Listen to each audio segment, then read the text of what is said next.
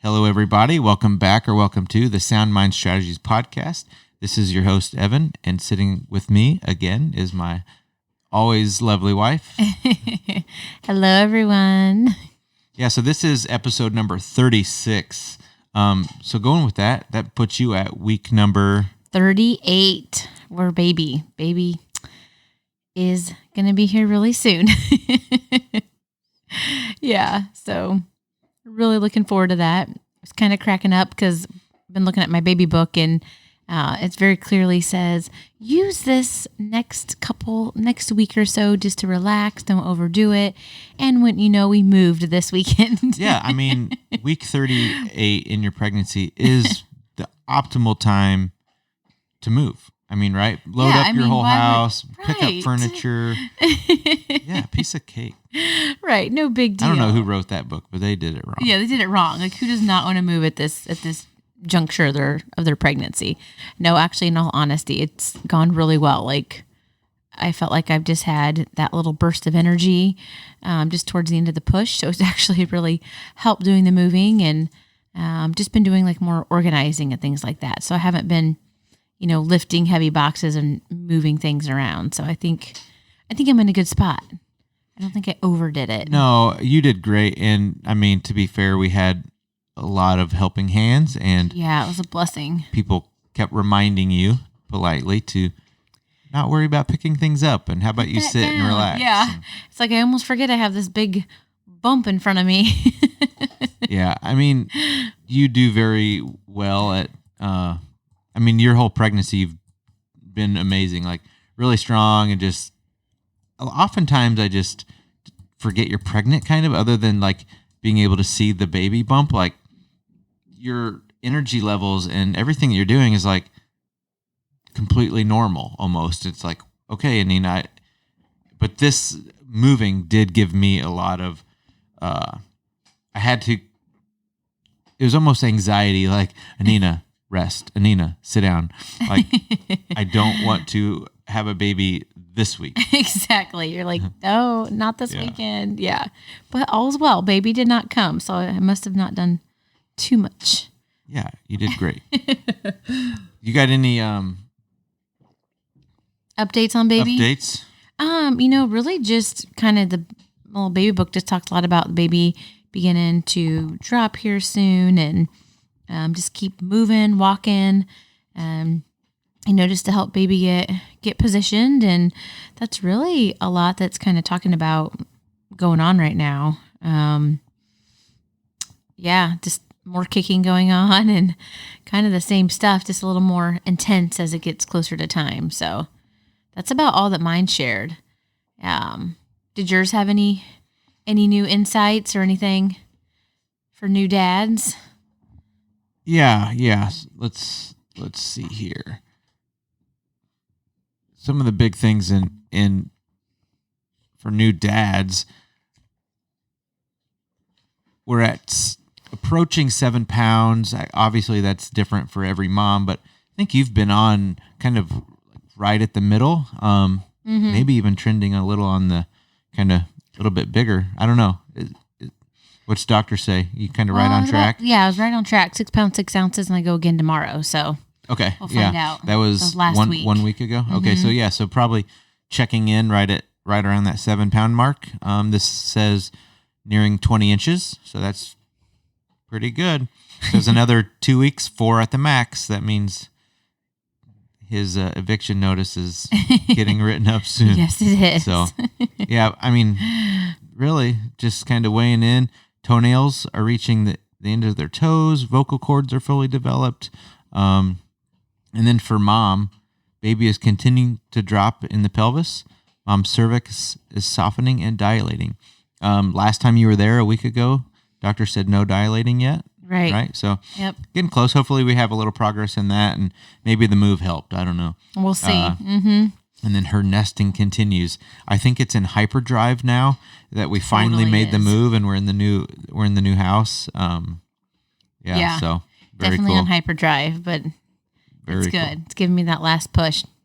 Yeah, I was cracking up when we were going to the daycares today to visit some daycares, and I was like, oh my gosh, I was like, Anina, don't start crying. Cause I was just, seeing, we were in the baby room, seeing all the cute little babies. And I'm like, don't embarrass yourself. This is your first time meeting these people. They're going to be like, why is this lady crying? Yeah. Sorry, ma'am. We don't have any openings. Exactly. Sorry. That one just got booked. Sorry about that. No, but it was just, there were so many cute little babies in there. And I was like, oh my gosh, hold it together. Don't start bawling. You did great. Yeah. So that was fun.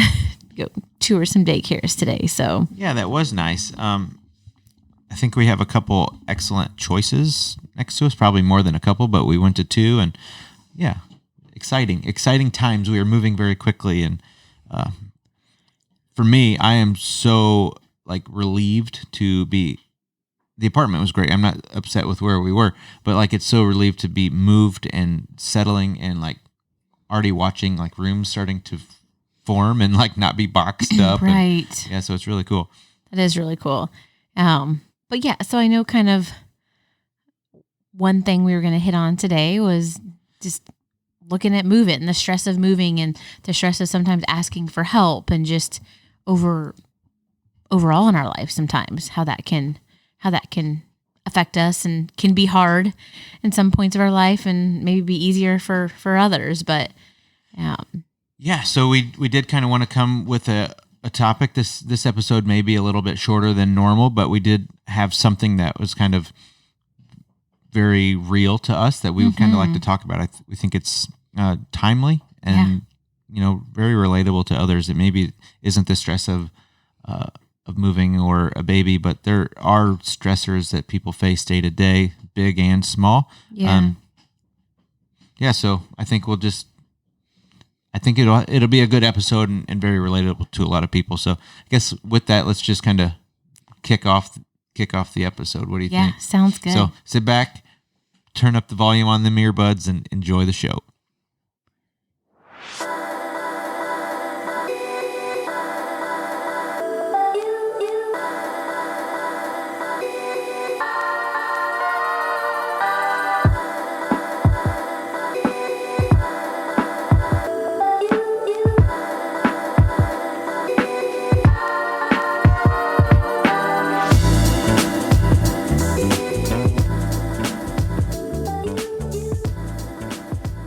So stress, huh?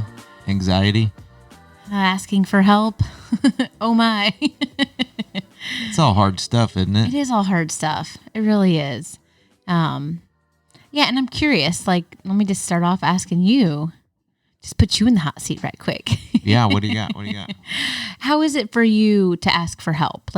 How does asking for help, make you feel? Let's get all those feelings out. Or I honestly hate it. Well, I don't know. Let me back up. It's twofold. It really depends on what it is. Maybe a couple things, couple factors there. What it is and who it is. Okay. The relationship I have with that person, and then what I'm asking help for.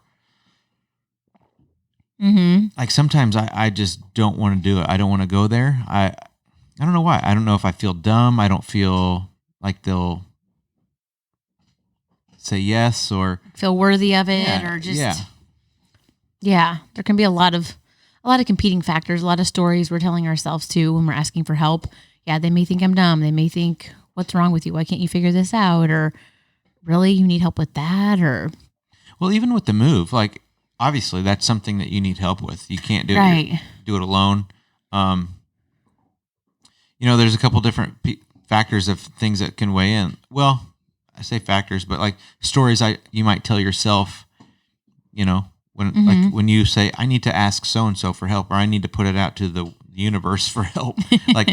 People will think that we're foolish for moving so close to due date, or people will say, wow, they're moving so close to due date. It's so exciting. They're going to get settled into their own home. And I know they've been looking for a long time. I would love to help. So you have a couple different things that might be the truth. And then the truth might also be for someone else, what fools, so those are some of the stories I tell myself. Mm-hmm. I don't know, and also just, I don't want to put people out, because I know we moved on a Saturday, right? Right. And Saturdays are precious. Right. Exactly. Yes. So for me to ask of several hours and their body, like their backs and arms and legs, Right. like, yeah, I kind of feel bad, Mm-hmm. but at the same time, like I would do it for any one of them. And is that kind of what pushed you then to do it? Because you could have just said, "Man, I don't want to bother anybody, do anything. Like we got to figure this out." Or what kind of helped you to push through to say, you know what, I'm going to reach out to my team and ask for help? And Well, yeah. So one of the big factors was when you call and get a quote from a moving company and they give it to you, and you're like, "Yeah, no, thank you." right, I would love to, but yeah, I'm not. I can't fork out all yeah, those so dollars. that was a motivating factor. Yeah, that was like, yeah. My checkbook was a motivating factor. Yeah, so that was a big one for me. But really, yeah, I think just just sitting back and realizing like they're all good friends, they're great people, and they genuinely want to help and be there for each other because that's what friends do. And sometimes it's hard for me to accept that level of friendship. mm-hmm. Like, even though I want it, like, and I want to also reciprocate that, sometimes it's just hard to accept it, Mm-hmm. No, For it me. really is. I don't know if that's your case, but it is. Yeah. I mean, I feel like I'm in the same boat. It's like, I don't want to put people out. I don't want to, but then I started thinking, you know what? Like, they have the option to say no, if they can't help and they don't want to help. And yeah. And to also realize that, there is a thing called helper's high. People do get, a flood of endorphins sometimes from being helpful for other people. It feels good for them. I've never heard of helper's high. I may have just made it up, but have you? Did you really? I don't know. I may have just made it up, but I mean, it sounds like a thing. Like someone would. yeah, I'm not quite sure. I'll have to Google that one and There's see. runner's high, so maybe it's linked to runner's high. Yeah, exactly. Maybe it is. But that like, and I just think, when I help somebody do something, and help them, help somebody like just trying to, get through the door if they're in a wheelchair, or, pay for a coffee for somebody behind me, just kind of gifting something to somebody else feels really good. Yeah, that's true. Yeah. So I mean, that's you and I. I mean, we kind of are in this space a lot. That mindfulness and thoughtfulness and gratitude and I don't want to say that like we're better. no. But we operate in that space a lot. I mean, we do that full time. We work with people and the whole mindset thing, and we read, and that's just what we do. Is that a universal feeling for people to like genuinely be excited about helping and giving? Yeah, and it maybe kind of makes me think back to our one of the podcasts we did on the 5 love languages, how everybody love language is so different. Mm-hmm. And, it's not going to be for everybody, but some people really do get that's that quality time helping other people. It really makes them feel good. So I guess it depends on, I feel like we had a lot of people who maybe their love language is acts of service. Yes. If it's At not least they their faked it very main- well for the weekend. No, yeah. I mean, everyone had a smile on their face. There was a lot of like fun banter going back and There forth, and you was. can It was just so tell nice. it's a tight knit group of people, and it was a lot of fun. And many hands made light work. It did go very fast. It was incredible. And like nothing was broken or beat up. Like sometimes when you get help and you're like, they said yes and they tried to just motor through it and Right. smashed your walls or smashed stuff, but they didn't. Like they were just genuinely thoughtful and kind and worked super hard. Yeah. And yeah, It was pretty awesome. It made me feel really, really good. Yeah. It did. It did. Like, thank you so much for taking time out of your day to help. Yeah, I agree. That was such a blessing. And yeah, it just makes me think about how thankful I am that we didn't let any of those negative stories we told ourselves get in the way, for having other people come by and help us out. And I mean, in our scenario, like it was so cool because there was a group of people that loaded everything, and I mean, they even and I made a huge mistake. I forgot what size of truck we rented when we first moved to St. Louis, and I think like way too small of a truck. Mm-hmm. And because the ladies suggested one when I called and said, this is how much. And she's like, yeah, this size will be fine. And apparently that was not fine. the case. Yeah. So everyone volunteered their vehicles. And then like we even called the shop owner that we ride for. Thank you, Mike, for letting us borrow one of the Big Shark vans. Like that was huge. That was a lifesaver that we could get everything over in one trip. Yeah. And that was so nice. Yes. And Devin came up. He's like, hey, I think we need to actually do that because we joked about it and it was a real thing. He called, and he went and picked it up. We loaded it. So we got everything in one haul, and then they helped offload everything. Didn't necessarily set it all up, but we got it all pretty much in the house, which is what we needed. Yeah. Pretty much in the right rooms, like, cause I didn't know a lot of, where everything was going. Everyone was like, where's it go? I'm like, oh, I need a Nina here. I'm not 100%. Yeah. And then a fresh batch of people came. Yeah. The cyclery. Yeah. Team here in the Edwardsville Illinois. crew, Glen Carbon crew, like they came over and helped. And then baby's crib together. Yes, they literally assembled Baby B's furniture. And that was awesome. It was so nice. Yeah. So it was just, the day turned out so beautifully. So we got a little breather, and then we could like do some of the fine tuning stuff, and then we hit it again for the next couple of days. And wow, I mean, the office is set up, the nursery is getting there, our bedroom's getting. I mean, it's so cool to watch it. Just like, I feel good here. Yeah, exactly. And it was a stressful time, and I think just even talking a little bit about stress too, about how we. Oh yeah. I mean, that's kind of exactly where I wanted to roll too. Like that whole stress, anxiety, like how it was like maxing out, like as the few weeks leading up until the big move. And then now, like, what was draw us a picture of what that whole scenario was like. Yeah. So I'd say the first couple weeks going into it, as we were getting closer to the move, for me, sometimes when I get stressed, I kind of shut down a little bit. Like there was more like packing that needed to be done, and I get a little overwhelmed from everything taking place, or just thinking about everything taking place. So there's a couple packing things that I know you and I probably could have attended to a lot sooner.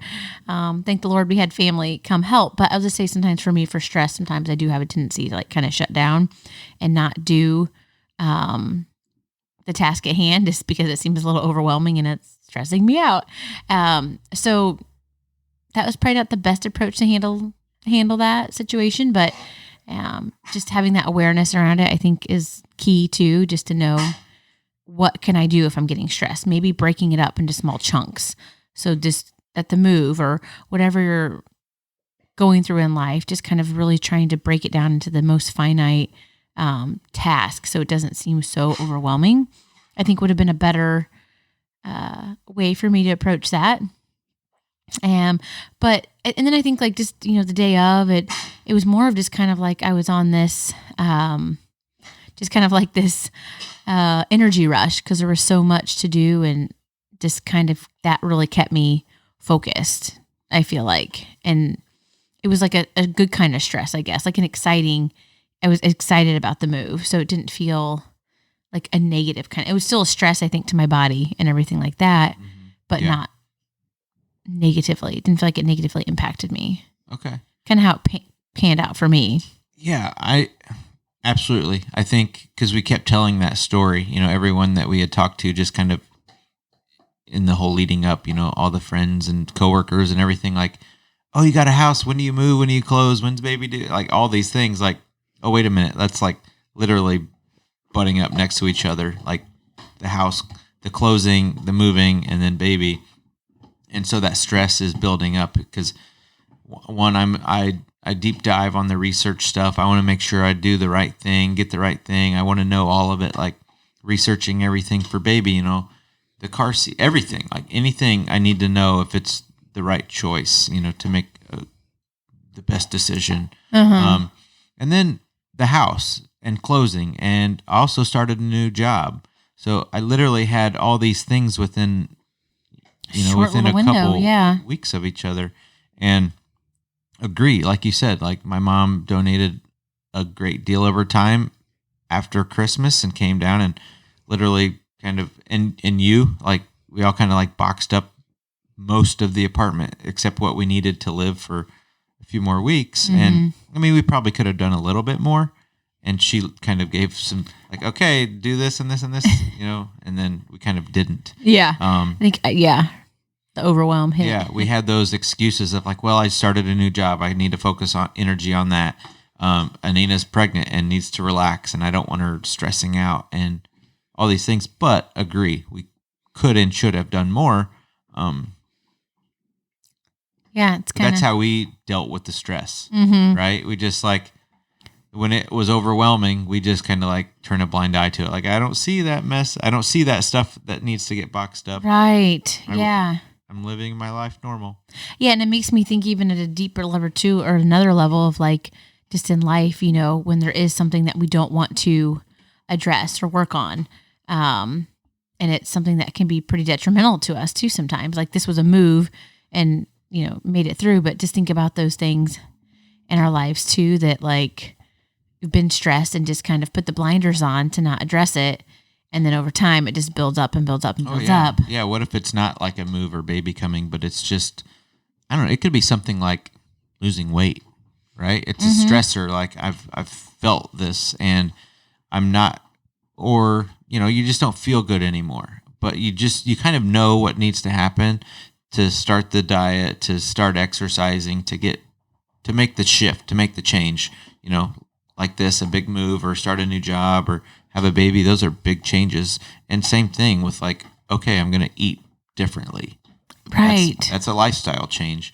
To begin exercising, well, that's a lifestyle change. It doesn't happen in a month and it's got to just stick with you forever. So what do? We kind of turn a blind eye to it and don't notice the pounds coming on and the weight coming on or the body kind of breaking down. We kind of, it's such a slow process. Like, yeah, you see it, you notice it over time, but then you kind of just like, I don't want to deal with it. Yeah, it's almost like become numb to it or just like immune to it or something. Yeah, we became immune to, most of the stuff in boxes and not having a lot of things in the house and more that needed to be done. But you kind of just like keep putting it off, right? Like, I know the days are winding down to actual moving date, but like, don't want to attend to it. Exactly. Yeah. And what would you say, like, you would suggest to help people not keep putting it off and to attend to it? Like, if there is something that, like, even as they're listening now, they're thinking, yeah, that's something I need to attend to, and I just keep putting it right. Yeah. on the back burner. I think the first thing is identify it and make it clear on what it is. I mean, as, what's the word I'm looking for? Like, clear as possible, like if it's weight, if it's health, you can't just say, I want to feel better. You have to be very clear on what it is that you're wanting to do or a shift or change that you're wanting to make. Right. And develop a plan around it, like a real plan. Like if you go back in our episodes, we've talked about it, and like SMART goals, like it needs to fit that structure. And that's the thing. Like if we would have known, or if we would have actually sat down, because we shoved it off, like boxing up or the actual move, like how do we make this transition move from apartment to the new house? So we had a window, we had a time. Yeah. So that's time oriented, right? So it needs to be specific.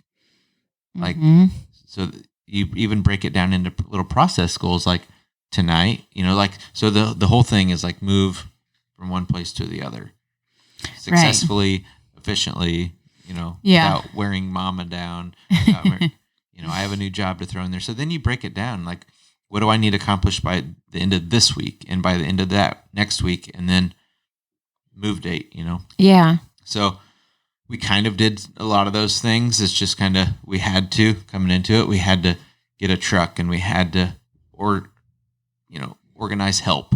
Yeah. So something like that. So you have to make it measurable.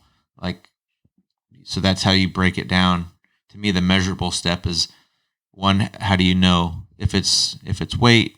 I think weight is one factor, but it's not the best one in my opinion. Mm-hmm. But there's a lot of different things depending on what it is that you're doing. You know, if we're getting out of debt or whatever, there's a Yeah. lot of things. You make it measurable, so specific and measurable and action oriented. So what are you going to do? Yeah. Break it down in the smallest little detail steps if need be, and then is it realistic? Mm-hmm. Like, can this actually be done in this amount of time?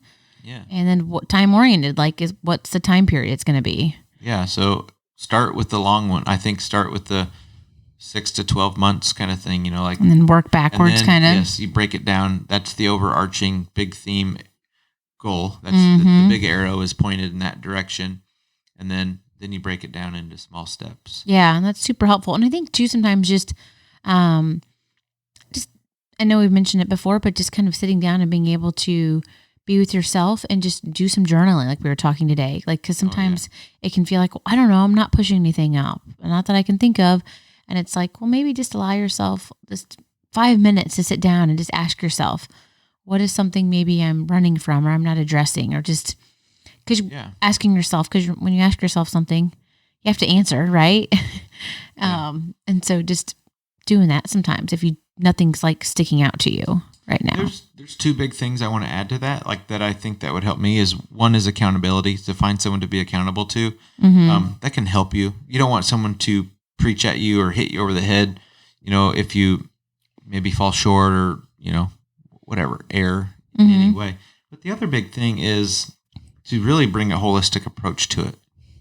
Like for me, if I had an area that I wanted to work on, it might not make the most sense to say, like, to really focus on mindfulness and my mindfulness practice to get me to do something else. Like if I'm wanting to lose weight or get better in my sleep or to get better in my exercise routine or whatever. If I pick that, but then for me, I know my mindfulness practice needs to come first, even though it doesn't necessarily make sense because I've done it before and I know I'm much more effective in everything else I do. So to say, well, that's step one, even though my overarching goal is to maybe get out of debt or like all the ideas that were thrown out there, like the weight loss or whatever. So maybe I want to spend the first 2 weeks in that, because if I can bring mindfulness into it, maybe I can like make healthier choices. Maybe I can, eat a little slower. Right. Or if it's the money thing, maybe I can save or finally make the call and talk to a financial planner. All these things, if I just bring a little bit of time and awareness into that, like, I don't know that it needs to be the first step for everyone, but for me, it makes a lot of sense because I've done it and kind of, I just think better. I think clearer. Yeah. So sometimes your first step might not be the thing that you want to tackle, but it helps lay foundation and groundwork to in there and do it purposefully. Exactly. Yeah. No, I love that. I'm glad you added that. That's an important piece. Yeah, because maybe it'll eventually get you to that point. It's just taking those little steps to get yourself there. Yeah, I think the accountability thing is huge. Kind of centering and grounding yourself. A lot of times we say, like, I don't want to add mindfulness. Like my day's I'm already jam-packed. Like, yeah, if you have 3 to 5 minutes a day, like honestly, don't underestimate the power of starting with 3 to 5 minutes of like real purposeful, like mindfulness routine, or even add it to something you're already doing, like in the shower, brushing your teeth, like to bring that in and have like an actual real practice, but marry it to something. It's completely effective and it really helps set the tone for your day. Yeah, it really does. I agree. Makes a huge difference. Definitely. Yeah. Just to kind of transition, that was I like that. So did you kind of feel any changes or bubbling up of anxiety as we were kind of coming into the whole move? And if so, like, what did you do to kind of like on a very now timely manner, how did you reduce that? I'd say like a big thing I did was really just try to kind of like what you were talking about a minute ago, just break everything down into small chunks because the overall picture just felt a little overwhelming and could feel myself just getting kind of like riddled with anxiety, like, oh my gosh, there's so much to do. But even like our move right now of moving in here, just we broke down each day. Like, okay, this is the room we're tackling today, X, Y, and Z. It's not the whole picture, but it's like a part of the picture. And so that really helped me kind of work through that anxiety that I was feeling, just not looking at the whole picture, but little pieces at a time really helped me. Like today we said, let's focus on the front room and the office. Okay. Like that helped ease anxiety instead of just thinking, oh my gosh, there's so much to do. And then just staying stuck there and not having a plan. So I think really having a plan of action has been really helpful for me.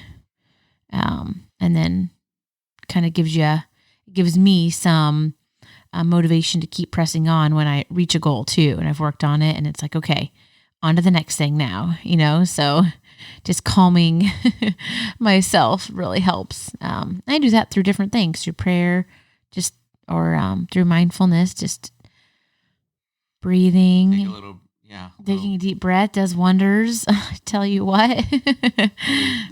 that breath work, that purposeful breath work, that was Cooper everywhere. He's enjoying, we're trying to give him a little bit of freedom in the new place just to kind of like ease the transition for him, which I think he is loving it, but yeah, sorry about that. That was Cooper, our dog, yeah. Here's an ear flapper. Yes. But yeah, no, I agree. Like just when you said breaking things up into smaller bite-sized pieces and like, you know what, don't overwhelm yourself with like thinking of everything that has to get done and you run all these rabbit holes.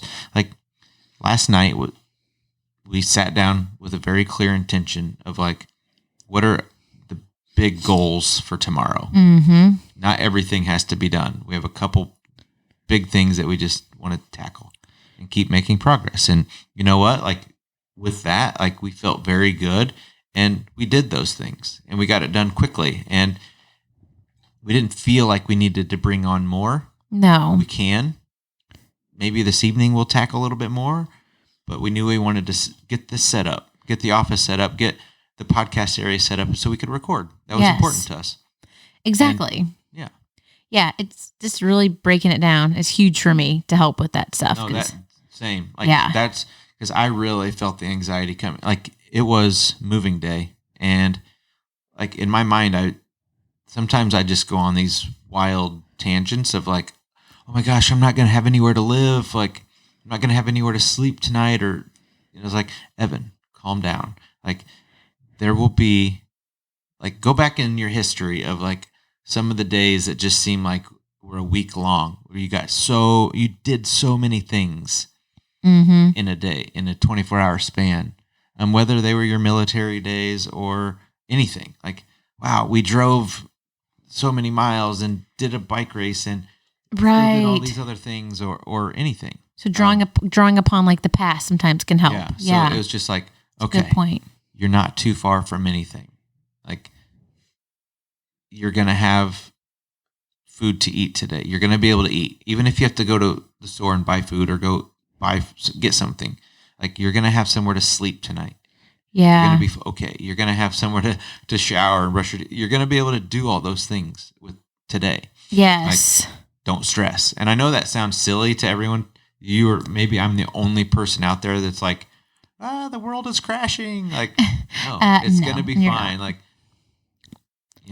Yeah, it all eventually those are works things. out. Just like draw back on those, take some deep breaths, and just focus on this, and it'll work out.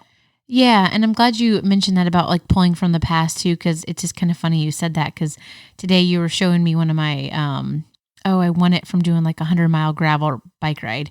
And it was funny because when I saw like the award I'd won, I was like, it brought back these memories of like, wow, that was such a tough day. Like I have not never, but like, it was very challenging. It was a hard day. And I was just reminded of all the hard work and all the things I did.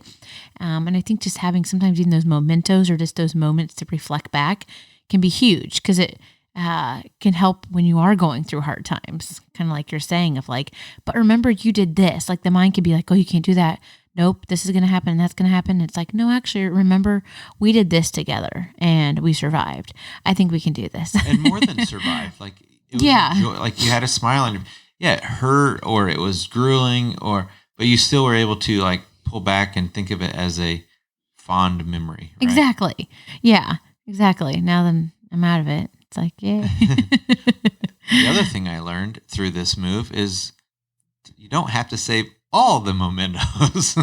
You don't have to. Good point. Yeah. So funny. You don't have, yeah.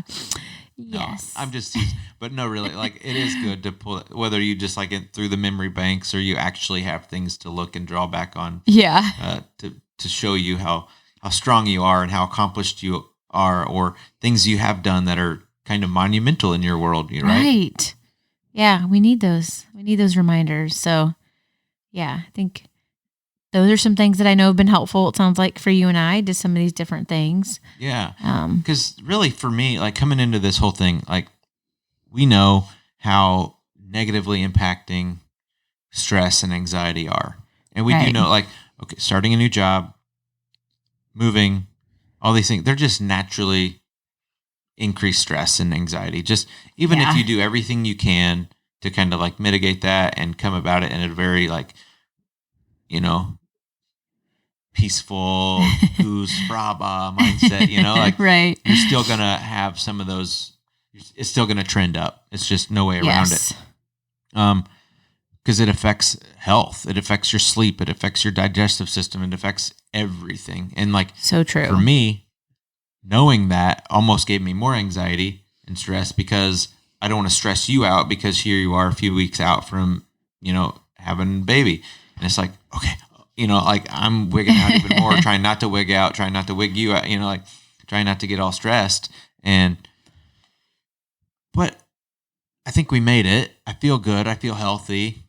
I think we made it. We made it. Yeah, we did make it. And it was, I think, the biggest thing for me was to ask for help. Yeah. And to receive help and to see all the people who wanted to respond and did come respond, or the people that had all the best intention but couldn't. It was okay. Exactly. And you didn't feel bad. And we had a really good friend.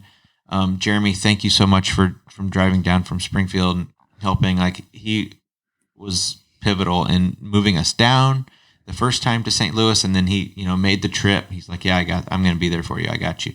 And, he's probably one of my best friends. And even though we don't see each other very much because, we moved, but we stay in contact, and I love the meaningful conversations, and, things like that highlight, why you ask. Exactly. Because, like, he didn't want anything in return. And, I'm here for you. Right. And to be able to give that to someone else is, makes me like, yes, ask me, please. Yes. Like, I want to be there for you. Like, let me take that stress and anxiety off your shoulders. I want to relieve stress and anxiety. Right. Yeah. Yeah. It's a huge thing. And I think, that's just an example of us with the move, but there's so many other areas of life of just really where maybe we've need to ask for help and haven't, kind of thing. Yeah. And try to carry it all ourselves. Like, I got this. Like, right. We're social beings. We're not supposed to do that. No, we're not supposed to do that. We're not supposed to do that. It's a lie we've told ourselves. Yeah. I mean, be tough and do what you can do, but like, don't be so tough that you burden yourself with things that are made for many hands and many shoulders. Exactly. Yeah. And kind of really evaluate those thoughts that you're having, that makes a big difference. What is the story you're telling yourself that you may have on repeat about what it means about you to ask for help? So I know we kind of circled back to our beginning piece of what we talked about, but yeah. Yeah. I think, well, asking for help, I mean, like, stress builds naturally, anxiety builds naturally from the stories we tell ourselves, as well as just natural events. You're not going to get around them. Like, there are chapters and things in our life that just naturally increase that. So how do you mitigate it? One of the biggest and easiest ways is just to surround yourself with good people. Yeah. And ask, and then be there for them. Because again, knowing that offload some of yours own sometimes, I think, just to be able to help and be a hand and support and love and so true. Care for people. Yeah, I agree. Yeah. Yeah. Huh. Well, man, that was helpful. Do you have anything else to add or any other little words of wisdom that you would? The only thing I really want to add is I don't want to forget anyone. There was so many people that came and helped. So all the Big Shark people that came and helped, Mike again for lending us the extra van, our parents, both and then sets of our parents. the cyclery folks, Jeremy. Special thanks to Bree for making sure we were fed. Yeah, and Linda and John. And John, yeah, thank you so much. Like, she's been there, and she did great. Paige made us some awesome cinnamon rolls. Oh my gosh, yes, that was amazing. So we were cinnamon roll fueled. Bree got us some lunch, and so it was fantastic. Yeah, it was. Yeah, definitely. Yeah, everyone made sure Cooper was taken care of. So yeah, just huge thanks to everyone. Yeah, I hope you got that really, helper's high. Yeah, I mean, it really took a lot of stress off of me, and I felt great. I knew you were in good hands. I knew people were not stressing you and not like asking you to do things. They were just saying, "Anina, chill, go sit. I got this." Yeah, just tell me where this goes. What do you want this? Yeah. So it was so fun. Like Bree walked in and she goes, "Okay, what do you need? You want me to?" So they assembled the crib and then just went to it. Yep. Oh my gosh, thank you guys so much. And, yeah. And then your mom helped out so much and stayed another day, and my parents stayed. So it was wonderful. It was nice. Yeah, thank you everyone so much. And I guess with that, we'll kind of just wrap things up. I don't really have any closing thoughts other than I'm so grateful for all the wonderful people in our lives. Yeah, me too. Yeah. Me too. And I'd say the last thing, just to let our listeners know, we have our first. This is huge. Yeah, our first guest who will be on the show.